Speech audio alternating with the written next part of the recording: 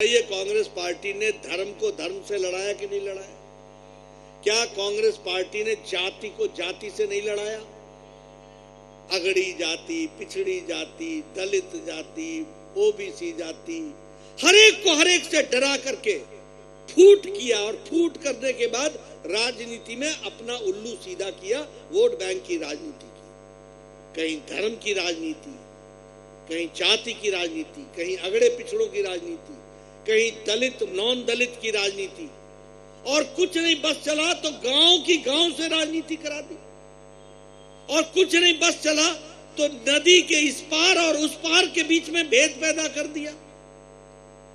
भाई को भाई से लड़ा करके राजनीति की। लेकिन प्रधानमंत्री मोदी जी ने राष्ट्रवाद और विकासवाद, सबका साथ, सबका विकास, सबका विश्वास, सबका प्रयास, इस मूल मंत्र को लेकर देश को और प्रदेश को आगे बढ़ाने का काम किया और विकास की दृष्टि से आगे ले गए। इसलिए जब हम इन सारी बातों की चर्चा करते हैं तो हमको ध्यान में रखना चाहिए कि कैसे आज विकास और विकासवाद यह कांग्रेस को चारों खाने चित कर रही है। उनका था परिवारवाद, उनका था वंशवाद, उनका था भाई भतीजावाद।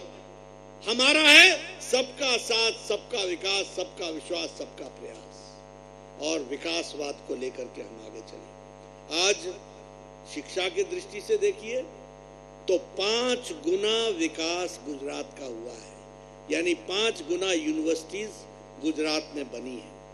उसी तरीके से अगर मैं गडड़ा की बात करूं तो गडड़ा की भी समस्याओं को दूर किया गया है, और इनको दूर करने में हमारी सरकार का, हमारी पार्टी का, हमारे पूर्व विधायक सबका बहुत बड़ा योगदान है, और आज शंभू जी उस बात को लेकर के आगे बढ़ रहे हैं। अगर मैं बात करूं तो दादा कछार आर्ट्स एंड कॉमर्स कॉलेज, बताइए गडरा में खुला कि नहीं खुला? खुला कि नहीं खुला? आप बताइए। इंडस्ट्रियल ट्रेनिंग इंस्टीट्यूट, यह भी यहां पर 6 साल पहले स्थापित हो गई कि नहीं हो गई? आप बताइए। यहां सड़कों का जाल बिछा कि नहीं बिछा? तो जो समस्याएं थी गडरा की, उनको उतारने का, उनको समाप्त करने का काम किया कि नहीं किया? पानी की समस्या थी, पानी आपको पहुंचाया कि नहीं पहुंचाया? पहुंचाया कि नहीं पहुंचाया? पीछे से सुनना चाहता हूं, पहुंचाया कि नहीं पहुंचाया? मुझे बताया गया है कि सौनी योजना ने नर्मदा के पानी को कृष्णानगर पोखर में, उसी तरीके से भीमदाद पौंड में, और कन्या डैम और रामघाट डैम और लिंबानी डैम, इनको पानी से लबालब किया कि नहीं किया? किया कि नहीं किया? ये सूखे थे कि नहीं थे? इनको पानी पहुंचाया कि नहीं पहुंचाया? अब आपने 1 तारीख को पूरे तरीके से शंभू जी को और विरानी जी को पूरी लबालब तरीके से वोटों से भर करके आपने भेजना। मित्रों, इस देश की स्थिति देखिए। 75 साल तक आप मामूली से इलाज के लिए लड़ते रहे। साधारण आदमी को इलाज नहीं मिलता था। यहां सौरभ जी बैठे हैं, हमारे पूर्व विधायक जी बैठे हैं, सब परमार साहब बैठे हैं, लंबे समय से विधायक रहे। मैं भी विधायक था। सौरभ जी और शंभू जी, आपके भी ध्यान में होगा, आज से 10 साल पहले हम लोग एक एप्लीकेशन लिखते थे, और क्या लिखते थे? ये गरीब आदमी है, इसके दिल का ऑपरेशन होना है, इनको एक स्टंट लगना है, इनका 1.5 लाख का खर्चा है, कृपया मुख्यमंत्री महोदय इलाज के लिए पैसे दीजिए। मुख्यमंत्री की तरफ से चिट्ठी आती थी, इलाज तो हम करेंगे लेकिन 1.5 लाख नहीं, हम 75,000 या 1 लाख दे पाएंगे। मैं स्वास्थ्य मंत्री था प्रदेश में, मेरे पास लोग एप्लीकेशन लेके आते थे, इसका लीवर का ऑपरेशन होना है, 3 लाख लगेगा। मैं बोलता था 1.5 लाख ले जा भैया, इससे ज्यादा मेरे पास नहीं है। और मन में मेरे प्रश्न खड़ा होता था, मैं क्या कर रहा हूं? मैं पैसा भी दे रहा हूं, वो जिंदा रहेगा कि नहीं रहेगा इसकी गारंटी भी नहीं है, क्योंकि बाकी 1.5 लाख वो ला पाएगा कि नहीं ला पाएगा मालूम नहीं, और नहीं ला पाएगा तो मेरा 1.5 लाख भी बेकार हो जाएगा। और उसकी जीवन लीला समाप्त हो जाएगी। देखिए, मैं अपने आप को बड़ा खुशनसीब समझता हूं। आप लोगों ने मोदी जी को प्रधानमंत्री बनाया और मोदी जी ने मुझे स्वास्थ्य मंत्री बनाया, देश का स्वास्थ्य मंत्री। और मुझे उन्होंने कहा कि नड्डा जी, कुछ बड़ा सोचना है, बड़ा करना है, गरीब आदमियों का सोचना है। मैंने कहा, बताइए गरीब आदमी का क्या सोचा जाएगा? बोला, कोई भी गरीब आदमी इलाज से वंचित नहीं रहना चाहिए, उसकी गंभीर बीमारी का इलाज होना चाहिए। मैं आपको उदाहरण देता हूं। मैं एमपी था, मैं घर से ऊपर, मेरा 8वीं मंजिल पर मकान था, मैं लिफ्ट से आता था, मेरा लिफ्टमैन था, वो बेचारा मुझे लाता था और ले जाता था, हमेशा, कभी हंसता ही नहीं था। अब मैं हंसने वाला, मुस्कुराने वाला। मैंने पूछा, भैया ये हंसता क्यों नहीं है? इसको मैं नमस्ते करता हूं, सुबह शाम पूछता हूं, ये मुस्कुराता ही नहीं है। पता चला कि उसकी बीवी को हार्ट का ऑपरेशन होना है, 2 लाख रुपए खर्च होने हैं, वो दे नहीं पा रहा है, इसलिए उसका इलाज नहीं हो रहा है। मैंने अपनी जानकारी और जान पहचान के कारण राम मनोहर लोहिया अस्पताल के एमएस को कहा कि इसके खर्चे का जो तुम इलाज का पैसा दे सकते हो तुम दो, जो बचेगा वो मैं दे दूंगा, लेकिन इसका इलाज होना चाहिए। तो मुझे भी वो दर्द थी। और जब प्रधानमंत्री जी ने कहा तो आपको जानकर खुशी होगी कि उन्होंने कहा कि नड्डा जी बड़ा सोचिएगा। क्या? तो प्रधानमंत्री ने क्या सोचा? उन्होंने सोचा, मैंने कहा 2 लाख रुपए हम आयुष्मान भारत में देंगे। उन्होंने कहा नहीं, 5 लाख रुपए सालाना हम गरीब आदमी को पहुंचाएंगे। 5 लाख रुपए कितनों को मिल रहा है? 10 करोड़ 74 लाख परिवार, यानी 50 करोड़ लोग। और 50 करोड़ लोगों को क्या मिल रहा है? 5 लाख रुपए का सालाना हेल्थ का, स्वास्थ्य का कार्ड।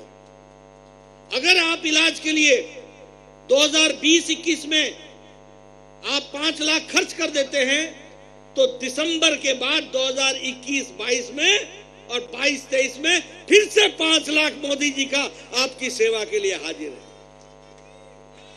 हर साल हाजिर है। और ये कौन लोग हैं मित्रों? जाति के आधार पर नहीं तय हुआ है, गरीबी के आधार पर तय हुआ है। रिक्शा वाला, फेड़ी वाला, ठेला वाला, सब्जी वाला, बस का ड्राइवर, बस का क्लीनर, बस का कंडक्टर, ट्रक का ड्राइवर, ट्रक का क्लीनर, ऑटो रिक्शा चलाने वाला, बाल काटने वाला, कूड़ेदान से प्लास्टिक इकट्ठा करने वाला, ऐसे करीब 50 करोड़ लोगों को इस आयुष्मान भारत में जोड़ा गया है और अब उनका इलाज चल रहा है। और कोई भी अब गरीब आदमी अपना गोल्डन कार्ड दिखाता है, अस्पताल में भर्ती होता है, इलाज करके चला जाता है, मोदी जी का पैसा वहां पहुंच जाता है और उसका इलाज मुफ्त में हो जाता है। और इतना ही नहीं, आप गुजरात में गटड़ा के रहने वाले हो, आपके यहां कोई कैंसर का पेशेंट मुंबई में टाटा कैंसर हॉस्पिटल में जाकर के इलाज कराता है, गुजरात सरकार के बिना बताए मोदी जी दिल्ली से सीधा उसका पैसा मुंबई कैंसर हॉस्पिटल पहुंचा देते हैं। यह तरीका बनाया गया। और मुख्यमंत्री अमृत योजना के तहत भी 41 लाख परिवारों को मुख्यमंत्री जी ने भी जोड़ लिया है। इसलिए अब गुजरात में कोई भी गरीब आदमी बिना कार्ड के नहीं है। मैं ठीक बोल रहा हूं?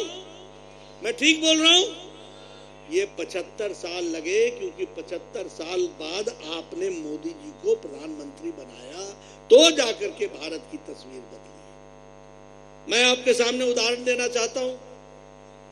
अब सौरभ जी भी एमएलए थे, हमारे शंभू जी राज्यसभा के मेंबर थे, बाकी परमार जी थे, सब लोग थे। आज से 20 साल पहले मेरे पास मेरा वीडियो आता था। मैं 1993 में एमएलए बन गया था, 1993।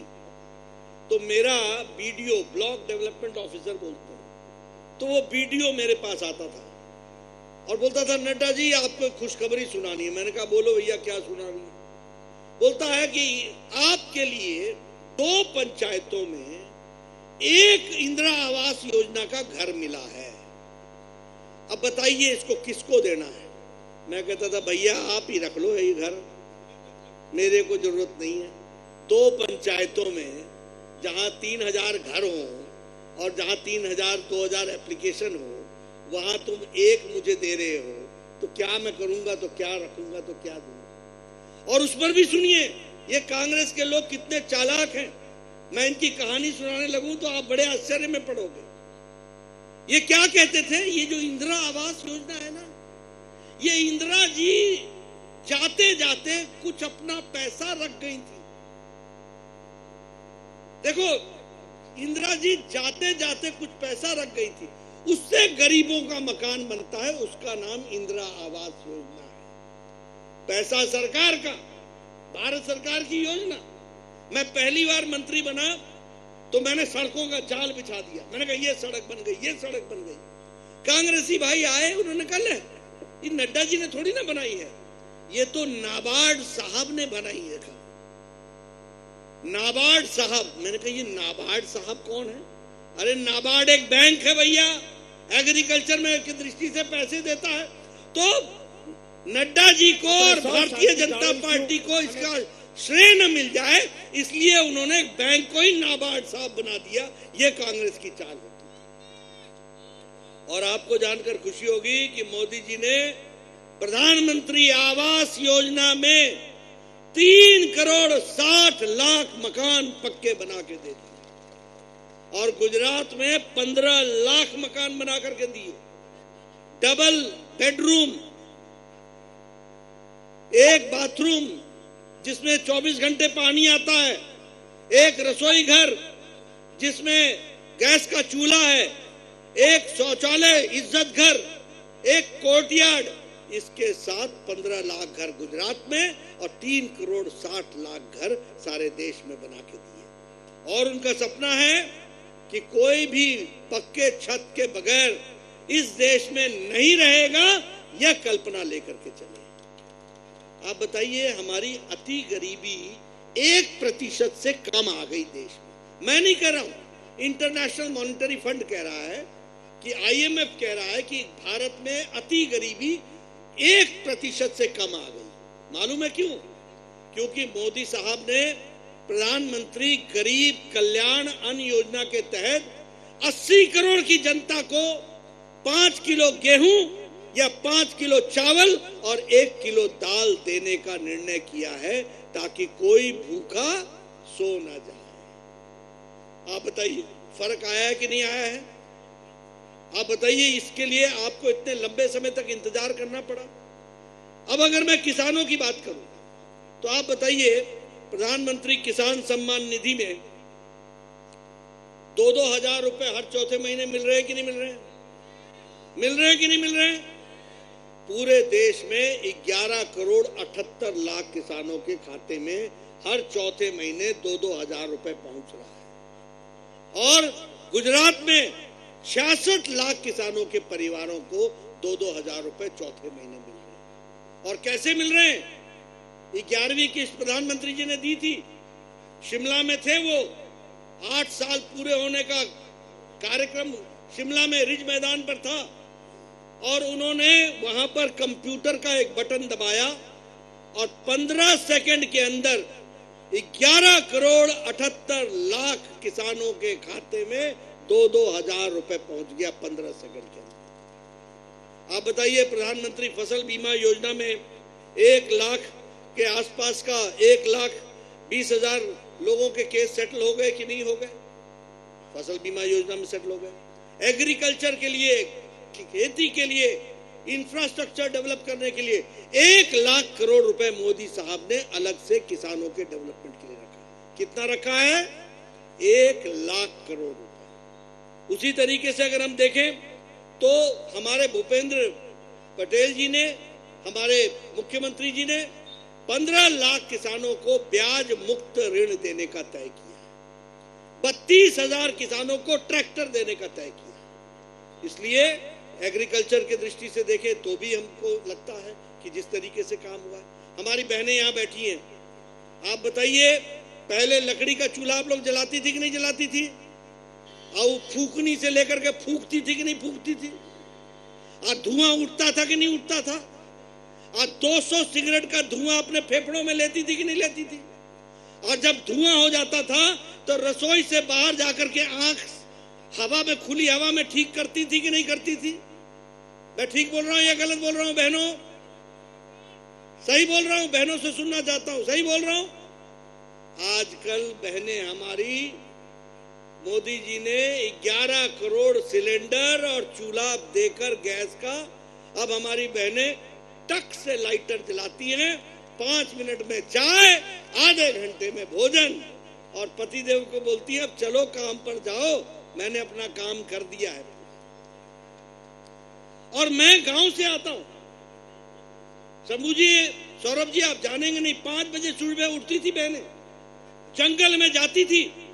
भारती जी जानती है, हमारा इलाका देखा है इन्होंने, और जंगल में जंगली जानवर भी होते थे, उनसे भी बचती थी, लकड़ी काट के लाती थी, तब चूल्हा जलाती थी, तब जाकर के घर का चूल्हा जलता था और रोटी पकती थी। आज घर घर में एक तो पेड़ बच गए, जंगल घने, तो आप दोगे, लेकिन आप समझो कि वोट की कीमत क्या होती है।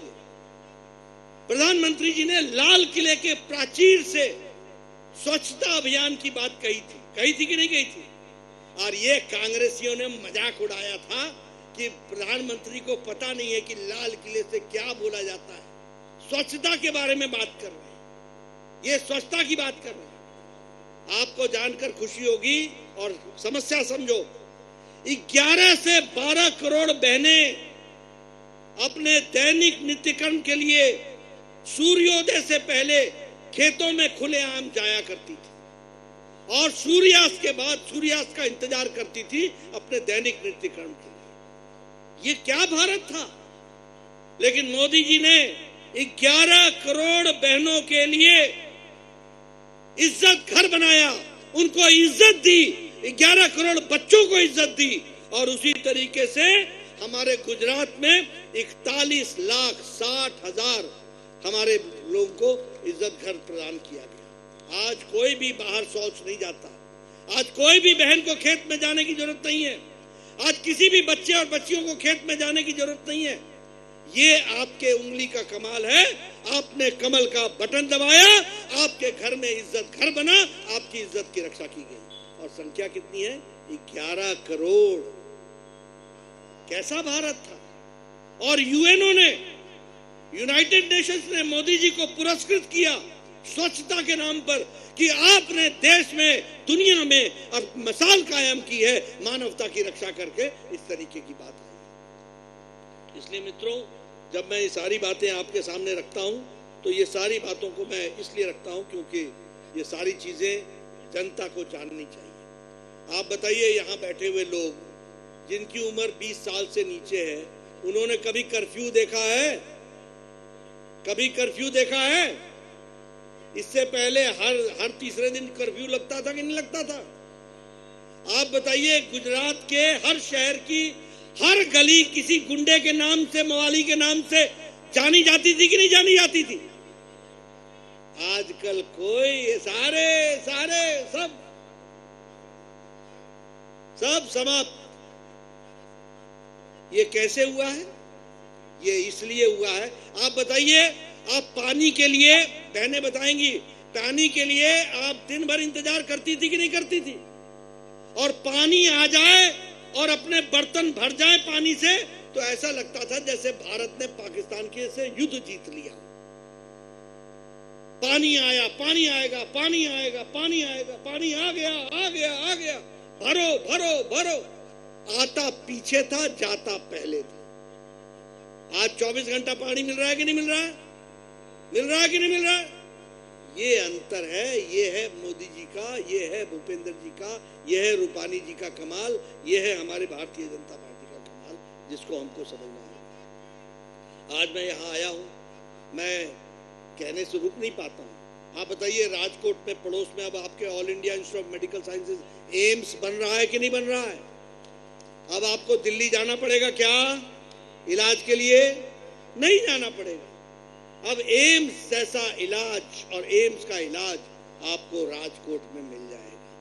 यह अंतर मोदी साहब लेकर के आए हैं, इसको भी हमको ध्यान में रखना चाहिए। उसी तरीके से आज देखिए बच्चों की शिक्षा में इतना वृद्धि हुई है कि आज बच्चे स्कूल से जाने से हट नहीं रहे हैं। 1% से कम ड्रॉप आउट रेट आ गया है और उसी तरीके से विकास की एक नई कहानी लिखी जा रही है। कभी आपने सुना किसी प्रदेश में जमीन का पानी ऊपर आया हो? कभी सुना? हमेशा जमीन का पानी नीचे गया है, नीचे गया। लेकिन हमारी सरकार ने 6000 चेक डैम से लेकर 1,60,000 चेक डैम बनाए। नर्मदा का पानी, दुनिया का सबसे बड़ा कैनाल बना करके ये सौराष्ट्र में, ये सारे इलाके में 152 डैमों में पानी पहुंचाया गया है और पानी को नीचे तक पहुंचाया गया। सिंचाई के लिए भी और पीने के लिए भी उसकी व्यवस्था की गई है। इसलिए सुजलाम सुफलाम में गुजरात ने अपने आप को आगे बढ़ाया है। लॉजिस्टिक्स में गुजरात नंबर 1, बिजनेस में गुजरात नंबर 1, मैन्युफैक्चरिंग में गुजरात नंबर 1, फार्मास्यूटिकल्स में गुजरात नंबर 1, विकास के दृष्टि से गुजरात नंबर 1, कनेक्टिविटी से Gujarat number 1, ease of doing business में गुजरात नंबर 1। आप बताइए 8 तारीख को गुजरात को नंबर 1 बनाएंगे ना? तो ये 8 तारीख को आपको गुजरात को नंबर 1 बनाना है। इसके लिए मैं आपसे निवेदन करने आया हूं और ये आपको कहने आया हूं। मित्रों, यहां 20 साल पहले लोग बोलते थे कि भोजन करते समय बिजली आ जाए तो बहुत अच्छा रहेगा। मैं ठीक बोल रहा हूं? कहते थे टेलीविजन न्यूज के समय अगर बिजली आ जाए तो बहुत अच्छा रहेगा, हम न्यूज सुन लेंगे। आजकल बताइए 24 घंटे बिजली रहती है कि नहीं रहती है? 24 घंटे रहती है कि नहीं रहती है? ये हमारा परिणाम है, इसको भी हमको ध्यान में रखना होगा। मैं यहाँ एक बात और आपसे कहना चाहता हूँ। आज मुझे यहाँ आया हूँ तो आपके यहाँ गरड़ा में रेफरल हॉस्पिटल में डायलिसिस सेंटर शुरू हो गया। उसी तरीके से आपने रिन्यूएबल एनर्जी में आपने स्पेस के सेमीकंडक्टर इंडस्ट्री को धौलरा में उसको भी स्थापित किया है। एक विकास की एक नई कहानी लिखी जा रही है। और उसके साथ साथ जब मैं यहाँ पर आया हूँ तो शंभू प्रसाद जी के बारे में मैं जरूर आपको बताना चाहूंगा। मेरा ये सौभाग्य रहा है कि मुझे एक राज्यसभा में इनके साथी के रूप में इनके साथ काम करने का मौका मिला। महाराज जी अपने आप में धार्मिक तो हैं ही, लेकिन धार्मिक के साथ साथ ये राजनीतिक नेता भी हैं और सबको संभाल करके चलने की ताकत भी रखते हैं। आप राज्यसभा में इनके डिबेट सुनिए, इनकी चर्चा सुनिए, इनका योगदान देखिए। मैं इनके साथ काम किया, मैंने बहुत ही संवेदनशील व्यक्ति, बहुत ही धार्मिक दृष्टि से सबको साथ लेकर के चलने वाले और राजनीतिक प्राणी के रूप में समाज का भला किसमें है इसकी चिंता और समझदारी रखने वाले लोग। तो ऐसे लोगों को आपने आगे विजयशी बनाया है, ऐसा मेरा आपसे निवेदन है। आज सुबेरे जब मैं आ रहा था तो मेरे से पत्रकारों ने पूछा कि कांग्रेस पार्टी पर आपका क्या विचार है। मैंने कहा मैं क्या विचार रखूं, वो विचार कर रखने लायक पार्टी रह गई है क्या कि अब उन पर विचार रखा जाए? बोले नहीं, वो भारत जोड़ो यात्रा में चले। मैंने कहा ऐसा है, नाना तो भारत को तोड़ के गए थे, पर नाना बताओ धारा 370 जवाहरलाल नेहरू लेके आए थे कि नहीं आए थे? आए थे कि नहीं आए थे? जम्मू कश्मीर को संविधान के प्रोटेक्शन दे करके उसको अलग कानून के तहत रखा था कि नहीं रखा था? और मोदी साहब ने 2019 में धारा 370 को धाराशाही करके कश्मीर को भारत का अभिन्न अंग बना दिया कि नहीं बना दिया? तो ये भारत तोड़ने वाले आजकल जोड़ने चले हैं। ये उल्टी गंगा कब से बहने लग गई? ये कब से उल्टी गंगा बहने लगी? आप बताइए, मैं कहना नहीं चाहता, लेकिन नेता एक वक्तव्य और एक एक्शन से पहचान में आता है, और उसके बाद आप ऐसा बोलते रहो, जो बोलना है बोलो। मैं पिछले 15 दिन से ये बात कह रहा हूं, हर टीवी में कह चुका हूं, कोई कांग्रेस की तरफ से जवाब नहीं देता मेरे को, कोई नहीं देता। नहीं तो राष्ट्रीय अध्यक्ष अगर भारतीय जनता पार्टी का बोले तो दोपहर तक तो लपक के हमारी बात को पकड़ ले, लेकिन नहीं पकड़ते, क्योंकि बात में दम इतना है और उनके बारे में बताता है कि ये किस तरीके के लोग हैं। ये जो भारत जोड़ो यात्रा में आए हैं ना, मैं आपको एक इनका किस्सा सुनाता हूं। जेएनयू में जवाहरलाल नेहरू विश्वविद्यालय में छात्रों के बीच में एक नारा लगा। नारा था, अफजल हम शर्मिंदा हैं, तेरे कातिल जिंदा है। लगा था कि नहीं लगा था? ये अफजल कौन है? ये अफजल वो है आतंकवादी जिसने पार्लियामेंट की पर अटैक का मास्टरमाइंड था। और राहुल गांधी दूसरे दिन जेएनयू चले जाते हैं, इन्हीं लड़कों के साथ खड़े हो जाते हैं और कंधे से कंधा मिला करके बोलते हैं कि मैं तुम्हारे साथ हूं। और वहां नारे क्या लगते हैं? भारत तेरे होंगे टुकड़े टुकड़े, इंशाअल्लाह इंशाअल्लाह। ये टुकड़े टुकड़े गैंग, अच्छा हम शर्मिंदा हैं, तेरे कातिल जिंदा हैं। कौन है कातिल? सुप्रीम कोर्ट का जज जिसने सजाए मौत की सजा सुनाई, भारत का राष्ट्रपति प्रणब मुखर्जी जिसने सजा को अपहेल्ड किया। हम वो शर्मिंदा हैं कि ये लोग जिंदा हैं। ये क्या है भारत? तो ये भारत तोड़ने वाले लोग, आज दिन तक राहुल गांधी ने इसका जवाब नहीं दिया है। क्यों नहीं दे रहे? किस मुंह से तुम भारत छोड़ो यात्रा में चले हो?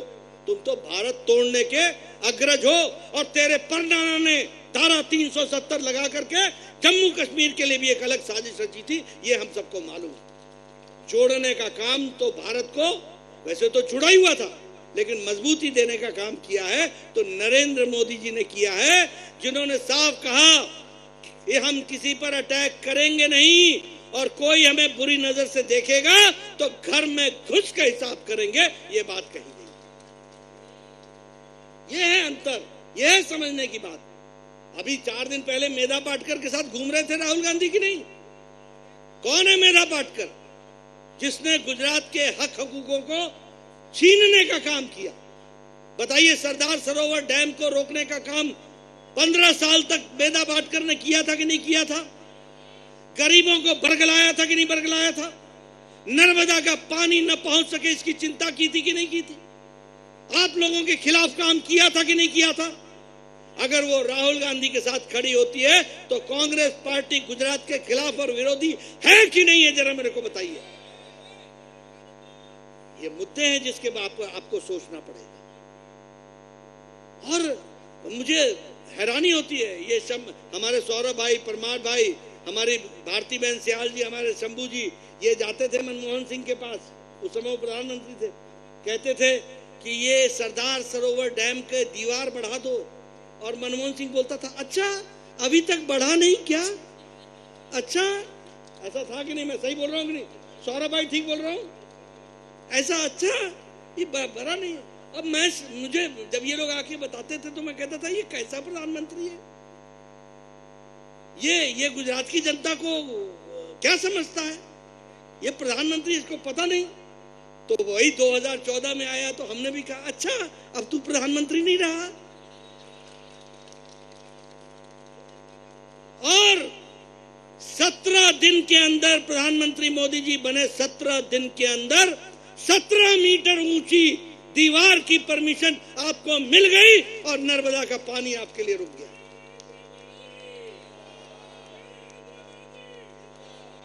तो ये है जो आपको समझने वाली बात है। अब दूसरी बात सुना देता हूं। आजकल क्या है ना, ये नई आजकल कंपनियां बड़ी बन गई हैं, मेरा माल बेचो, मेरा माल बेचो।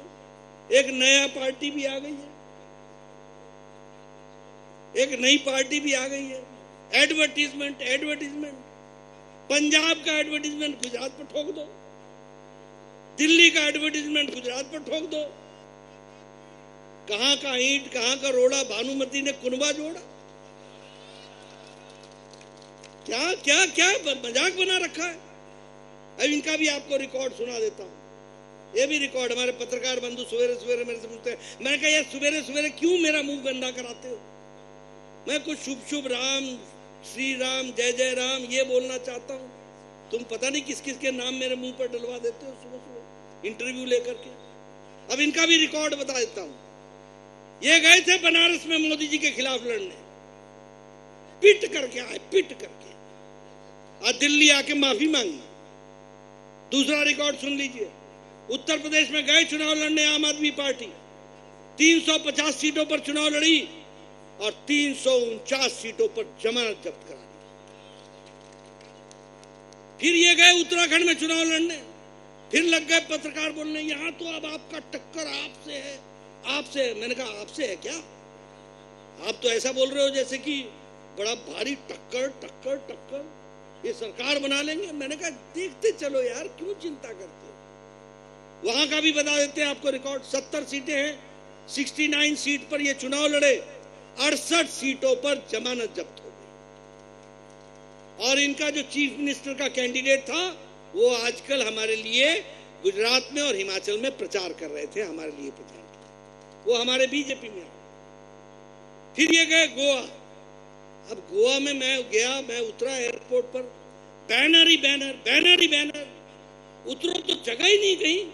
मैंने कहा भैया मेरा कमल नहीं दिखता। बोला नड्डा जी यहाँ कमल लोगों के दिलों में है, ये बैनर पर नहीं दिखेगा।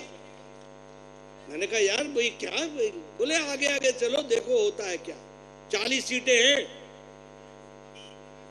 39 सीट्स पर ये चुनाव लड़े, 39 पर, और 35 पर जमानत जब्त करा करके। अभी हिमाचल में लड़ने गए, मेरी बात नोट कर लेना, मैं हिमाचल के चुनाव से आ रहा हूं। 68 सीटें हैं, 67 सीटों में ये चुनाव लड़े, 67, 67 की 67